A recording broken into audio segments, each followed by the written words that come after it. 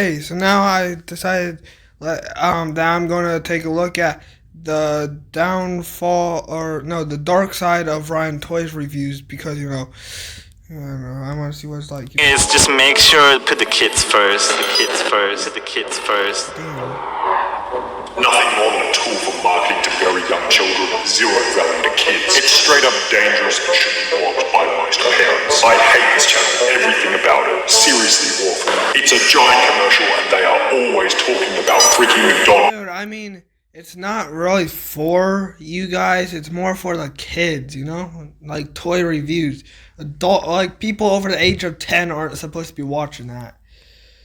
Like, come on. Young brains are impressionable and this is completely not what I want my child to witness as fun. Garbage, pure garbage. Just another way to manipulate kids to make money with this type of parents. It has no educational purpose, and why does a child need that many toys? He's gonna have girl issues because everything is about me. Ryan's toy review was like a trash reality TV show for small children. It seems to be addictive for kids, it has no real substance.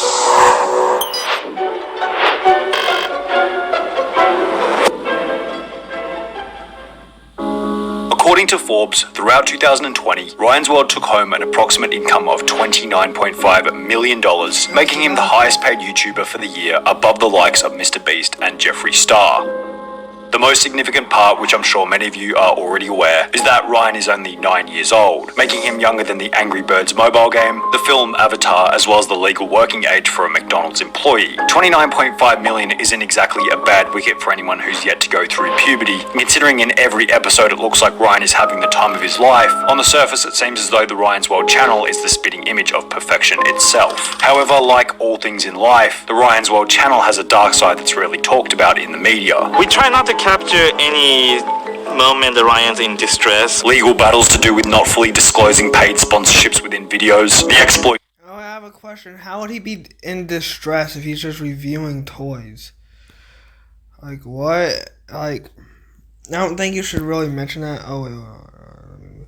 I don't think you should really mention that in an interview or anything.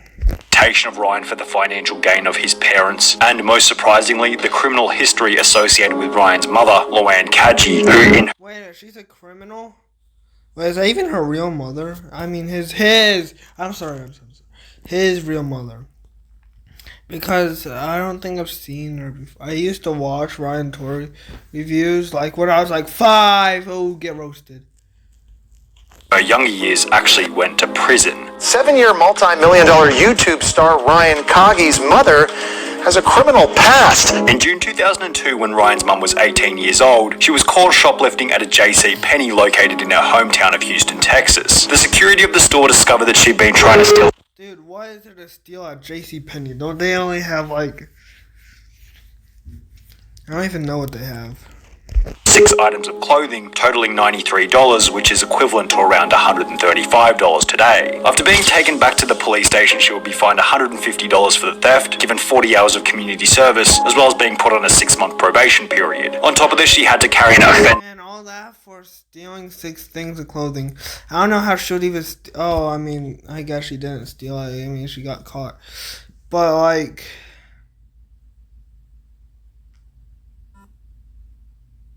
Okay.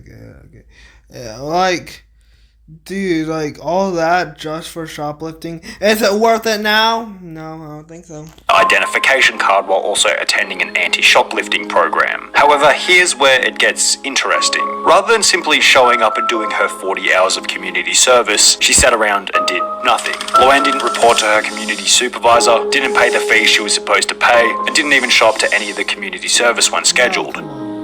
For this reason, she would be arrested again, and instead of a $150 fine and a slap on the wrist, she will be sentenced to 2 months in the Houston Harris County Jail. She will remain in jail for 30 days, after which she will be released. Yeah, I mean, just take the community service. Yeah, 40 hours of community service and stuff like that.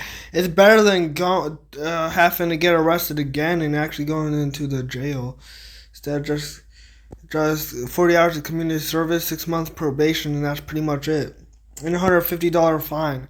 I mean, you'd rather do that than go to jail, correct? From on the information available, managed to stay out of jail from that point onwards. Now, making a judgment about an individual's character based on what they did at the age of 18 is perhaps a little unfair. People change a lot in 18 years, so her going to jail could be totally discountable. But at the same time, I think it'd be unwise to pass it off altogether as, oh, she was just young and dumb. It's not exactly like she was 13 years old stealing some food because she needed to eat and didn't have any money. She was 18 years old and going out of her way to steal expensive clothing, something that's more of a luxury than a necessity. Then, as mentioned, she would go on to double down on her mistake by failing to comply with the consequences. She just ignored them, giving us an insight into her character at a younger age. Perhaps this is a far-fetched assumption, but maybe we could also say that it showed us she had an innate willingness to cut corners in order to get what she wants, which will be an important factor for later parts in the video. After this whole prison saga was over and done with, Loanne would meet her future husband Cheyenne, with whom she would later have her first son Ryan in October 2011. In March 2015, at the age of only 3.5, Ryan asked his mum, how come I'm not on YouTube when all the other kids are? I was watching other people and I was like, why am I not on there? And following this statement, Ryan's parents would create the Ryan Toys Review channel. I don't think he actually said that. Like, what kid, like 10 or under, is thinking that at all? Like, come on. And begin making the videos with him shortly thereafter. Let's go get it then. You want it? Okay, put it in the cart. In July 2015, only 4 months after creating the channel, they would see their first piece of viral success with their video, Giant Lightning McQueen Egg Surprise. I'm filling up gas. Which gained 20 million views after only 1 month. Whoa, 20 million views on that video. See, this is like why you have to get in a toy or like review videos. I mean, like, come on. Following this success, the channel began posting new videos daily, and while this was great for the growth of the channel, it began the discussion about whether the channel was really in the best interest of Ryan, or was it borderline abuse to have the child doing so much work with the money ultimately going to the parents. There's always been a question of ethics in any discussion relating to kids' channels on YouTube. What are the labor laws about putting your kids in videos? Like, how do you quantify the value that they're bringing to the content? Is that value going back to them? But is the criticism towards preteens making more than $1 million a year on the YouTube platform just pure jealousy from other people who might be in their 40s making 60 grand a year? Or is there a legitimate case for concern? It's an extremely difficult topic to determine for a few main reasons. Firstly, there'd be channels where the child, being the main star, legitimately wants to be a part of the show, which is apparently the case with Ryan. What was special is that he wanted his own YouTube channel. Yeah. And you have a lot of parents who, like, come on, pushing their kids out there. However, there are other channels on which you can tell the kids clearly don't want to be involved in the videos, and the parents are forcing them to appear in order to gain ad revenue. What is this? Cody! Tell me! I didn't do that! So in order to determine whether... Well, for one, that kid needs new parents because they seem really mean, especially the mom. Because, I mean, it seems like he didn't do it, and then she's just over here screaming her lungs out like, yeah! Like, come on, shut up. Dude, like, that's a terrible mom. Like, dude, come on, it's not that serious. Ryan being involved in the videos is a part of the channel's dark side, we have to first determine a few different things. Is it voluntary involvement? Is he being held at gunpoint to perform? Does he have to deal with the difficult parts of the channel? I highly doubt that that's what's going on. I really highly doubt that. Like editing, criticism, and innovation? How much of the spoils and rewards actually go to Ryan in the present and future? We see comment after comment talking about how they are exploiting him, which would be awful if true. But simply having him appearing in the videos isn't really exploitation. We need to ask more questions. Now, the first thing we have to establish here in order to determine whether Ryan's appearance is a part of the dark side of the channel is whether or not Ryan... Well, how are they exploiting him if apparently he asked them to have him in the videos and start making videos with him? Like, how are they exploiting him by doing that? Is being forced to appear in the videos. Now, Ryan stated that the channel was birthed because he personally wanted to be on YouTube and it wasn't because his parents forced him. However, it's also important to question this statement with a healthy level of skepticism. Ryan was only 3.5 when he was first put on the platform. It's hard to believe that any kid of that age would already be keen to personally appear on any kind of public platform. But I could be completely wrong with... That's what I said earlier, like, I highly doubt that he actually said that, and that he actually want no kid under 10 is thinking, ooh, I want to be a YouTube star and be on YouTube, or I want to be a streamer or a TikToker. No, they're over here thinking about stuff that doesn't even matter to them or anything, dude. All they're thinking is probably ooh, what Disney show am I gonna watch today? They don't think about this kind of stuff, That. As shown in the same video, the number one most desired job for kids aged 8 to 12 is YouTube star, followed by teacher, professional athlete, musician, and astronaut. However, if you did a study on the most desired jobs for kids aged 0 to 4, they probably wouldn't have an understanding about the concept of working a job. For this reason, I'd make the assumption that the idea for the channel was more than likely from Ryan's mum, and the story of Ryan just seeing other kids on YouTube and wanting to be a part of it as well is an over-embellished statement to go along with the channel's light-hearted branding. However, while this somewhat answers whose idea it was for the creation of the channel in the first place, it fails to answer the more important question: is Ryan being forced to appear in the videos? In the beginning, perhaps there was a trade-off between Ryan and his mum, where if Ryan's mum got to film Ryan in the videos, Ryan would be able to get as many toys as he wanted. A deal that makes sense for both parties involved. You can clearly see in the beginning the... Dude, he's saying both parties involved it's a political thing. Both parties involved. Dude, he's 5 years old. The mom's 30 something. Dude, it's not something like that. But I'm not criticizing him. I'm criticizing Ryan Toy Review, Ryan isn't being forced to appear in the videos. Kids aren't very good at hiding their emotions, especially 3-year-olds. If they're sad, they'll show it. If they're happy, they'll show it. Why do you want this? Because I like it. Oh, is it fun? Does it look fun? Ryan is clearly happy to be on camera here, and I don't see anything sinister going on in the beginning, except for the fact that maybe Ryan's mum is using the toys in order to get a nice reaction out of Ryan. But as time has progressed and Ryan now has a lifetime supply of toys, using toys as a reward isn't really going to be all that interesting to him anymore, especially considering he's getting older, which makes... Yeah, how does the mom really think that buying him a lot of toys like that is going to keep him happy forever?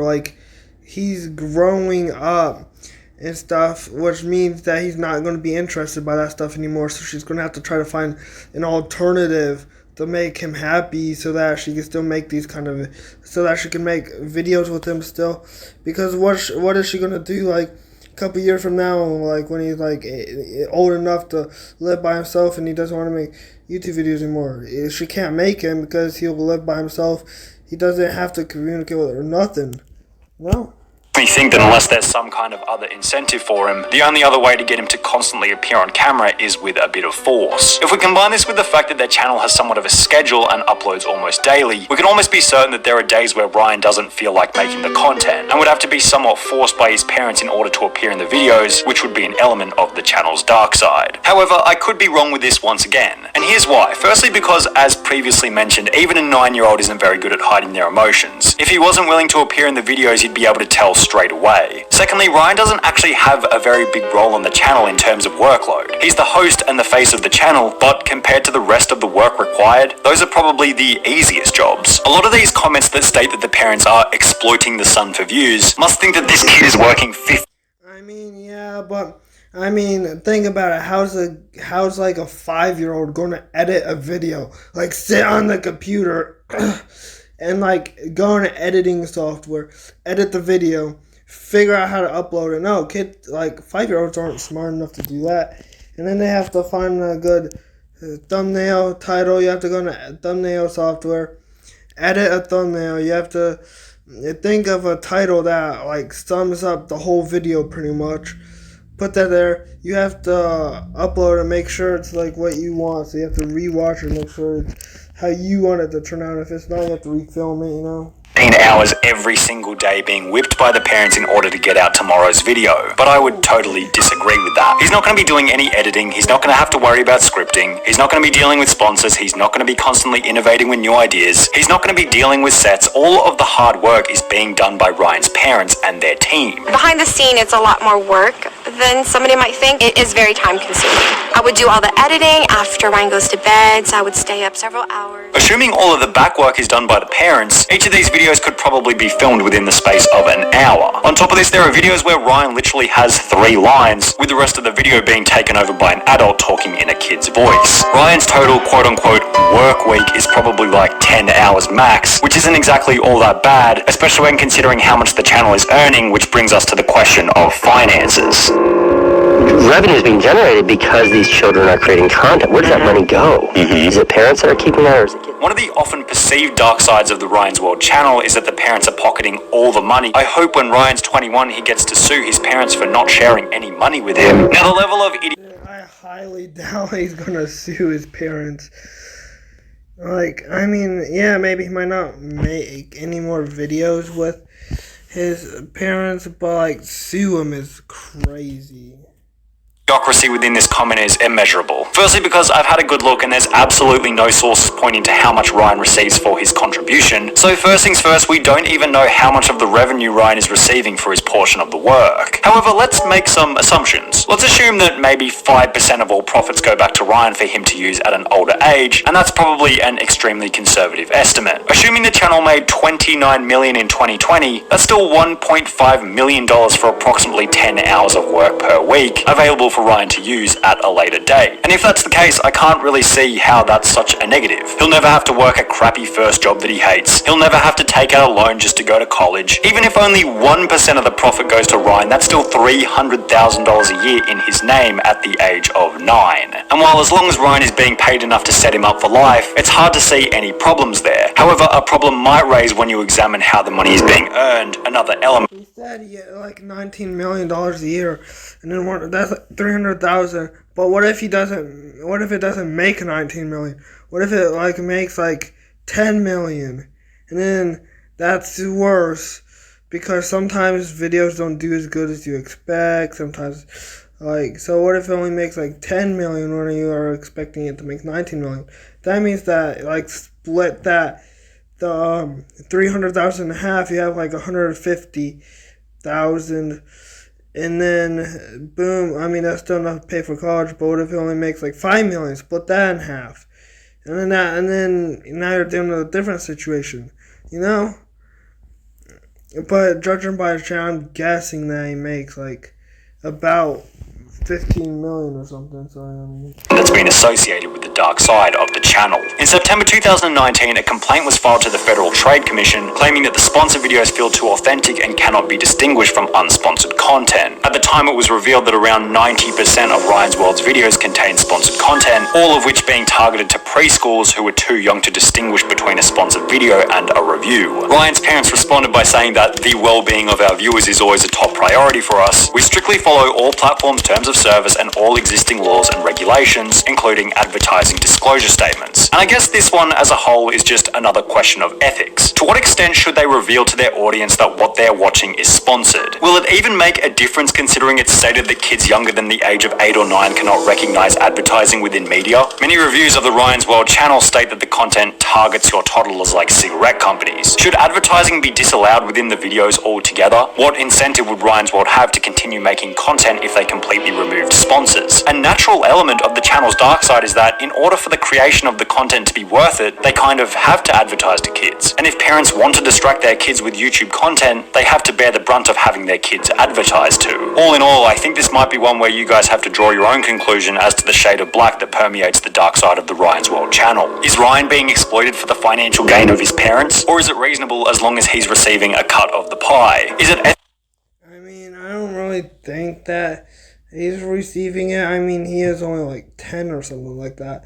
I'm not really sure how old he is, but I'm pretty sure he's like 10. 10-year-olds should not have even $300,000 a year, dude. That's crazy. Like say one video gets about like 2 million views, and then he gets 1% of that. That's still like $2,000 or something like that. Pretty sure, or $200, something like that. And then that's still more. That's still too much money for a kid of 10 years old, you know. So even if he only gets 1%, I mean, he's still pretty much set up, you know. But I'm pretty sure the parents get most of it. The parents probably get like, one probably gets like 90, like they probably all together like get like a long way. But like but Ryan probably only gets like 1% or like 0.5% because he's only like 10 years old. So 0.5% would be like either $100 or $1,000 or something like that. I know.